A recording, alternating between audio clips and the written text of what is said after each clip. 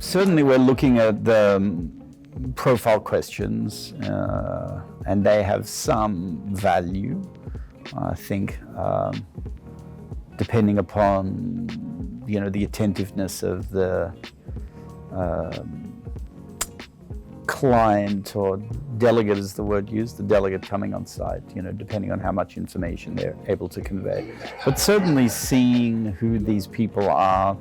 LinkedIn is a great tool to see their backgrounds, to see what other jobs and functions. So our prep work is to look at the people that we're going to be meeting with in particular, see what things they've done in the past, how our products and services may apply to either their current job function and role or previous job functions and roles that we may be better able to communicate and convey in a very short period of time within a very busy day schedule for them. What are the values and attributes and benefits that our service provides? Mainly as an icebreaker for conversation and commonality,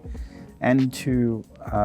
have in our mind when we're sitting and meeting with the person, there are different types of buyers, ones that are more interested in emotion, one that's interested in data, one that might be interested in sort of experience and background, and try and make an assessment of the kind of person we're going to be sitting with before we're sitting down with them. Now, ultimately, it's what happens during the meeting and the ability for your product or service to be able to meet a need that they have determines whether there's going to be future business. So one doesn't need to too much overthink the salesmanship, of the process and the preparation. I also think it's important for people to remember that the kinds of companies that Marcus Evans are attracting and that we want them to attract tend to be larger enterprises, and larger enterprises move slowly, certainly much slower than we as clients would like them to move. So important to be patient and recognize that you might be building relationships with people that it will take several years for a deal to actually materialize,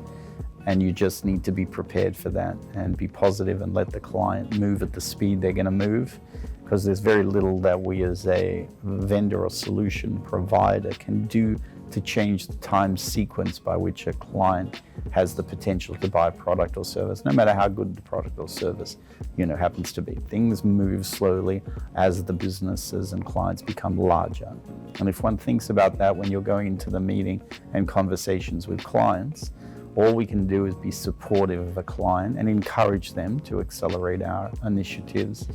at the shortest time frame possible. Hi, my name is Michael. No, I tend to ask people about themselves and how did they get to this function and this role, and let the person tell them a little bit about themselves, because that's always interesting and it gives you a frame of reference in how to react to them. People like to talk about themselves too, and if you're also going to be proposing a solution, it's probably good to understand how a solution might fit into that person's either current challenges or job or function role. And you're not going to hear all of that until the person opens up and talks to you a bit.